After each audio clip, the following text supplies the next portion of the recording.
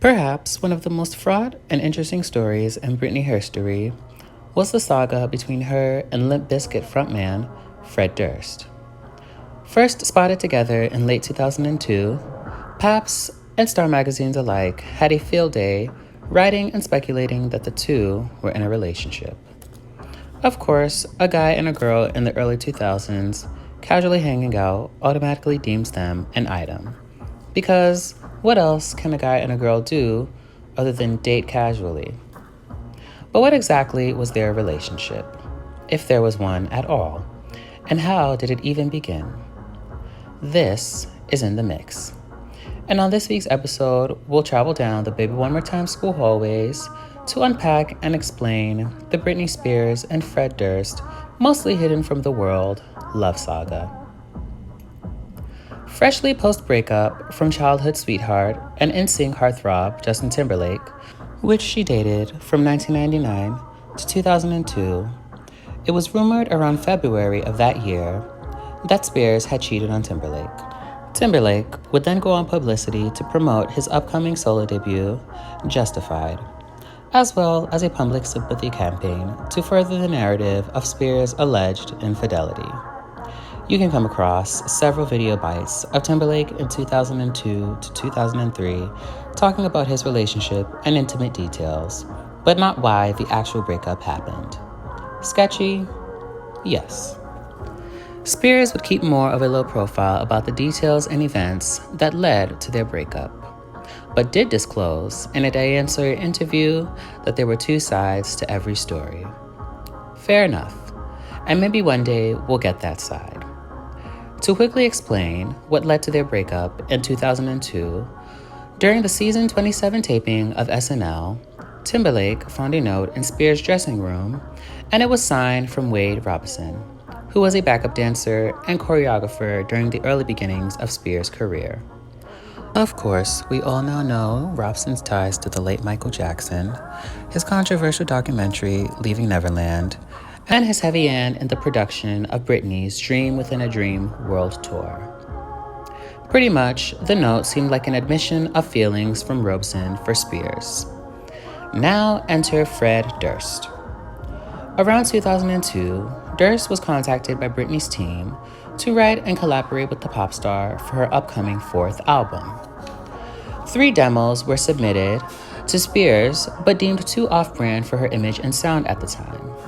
So the next 2 days of their session were spent creating new material that would be put up for consideration for the album that would eventually be named In the Zone. Around that same time, Durst handed Spears a note upon her departure, and according to Durst, at around 3 a.m., Spears came back to the studio and extended an invitation for Durst to hang out with her and some of her friends and cousins. Paco, one of Durst's BFFs, confirmed this in a Howard Stern interview in 2003 and revealed being in disbelief that pop princess and virginal Southern belle Britney in a lace top was actually extending an invitation to hang out. Now let's remember that back in the early 2000s, Britney was the it girl, the creme de la creme of music and pop music in general. She was an immaculate conception. Stunning? No. Enchanting in her videos. Pristine with choreography. Even more stunning in person. Pretty much held in high regard the way Beyoncé has been now for the last 2 decades. Of course, not without her occasional controversies here and there. But I know, what would catch most people off guard when Britney would show up dressed casually was her decoration of virginity till marriage night, which became, if not the major swinging pendulum of the early part of her career, even more so than her breakup with Justin Timberlake. But we'll dissect that later. Durst recounted how on that night on Howard Stern, that it would be uncool to reveal if he and Spears had hooked up. However, following several phone-ins from callers and prodding from Stern and his team, it would be Durst's BFF Paco and producer Baba Booey that would make the revelation to the radio personnel. Another caller had phoned in to confirm if Durst had performed oral on Spears, and Durst, without verbally saying much, admitted to the rumor. Durst had also disclosed, during his time with Spears, how the virginal angle that she had spun was an illusion, which was obvious because we know now that Britney's team forced her to make her virginity public in order to offset some of the backlash Britney was getting from her last two VMA performances, as well as criticism on what she would wear to award shows. Similar to how her team and the media spun the story that at 17, she got a boob job, following her controversial Kids' Choice Award performance in 1999. As the interview progressed, Durst eventually confirmed that he and Spears indeed hooked up. So why did he make this revelation?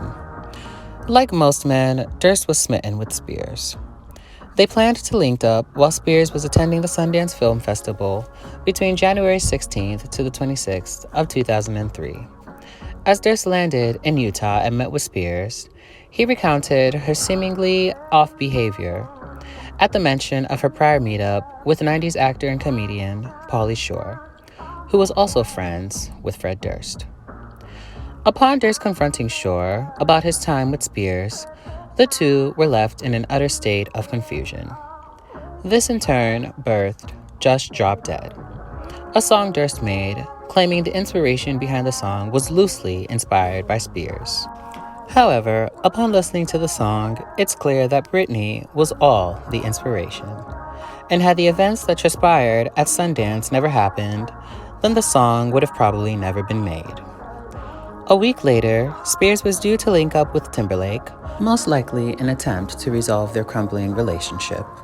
But upon Durst's plea to cancel her plans and hang out with him instead, she agreed. Only for that same week where Britney and Colin Farrell made their iconic and controversial appearance at the premiere of his new film, The Recruit, on January 31st, and it was all the rage on front covers. Farrell stated that him and Spears weren't in a relationship and that he was simply enjoying being a bachelor. Ditto. February of 2003, Spears made a routine appearance on TRL to accept her TRL First Lady Award. Upon her thank you speech, host Carson Daly went off script and asked Spears if she wanted to make any special shout-outs, possibly to Fred Durst, to which Spears replied she didn't really know him that well, and that he was a cool guy and that they worked together for like 3 days in the studio. When Durst was made aware of this revelation, he released his song Just Drop Dead on the Limp Bizkit website that same day. The saga pretty much ends there, and the two were never linked to each other ever again. It's almost as if, upon Durst releasing Just Drop Dead, this was his final swan song. Understandably, this scenario is reminiscent of a similar situation between Mariah Carey and rapper Eminem.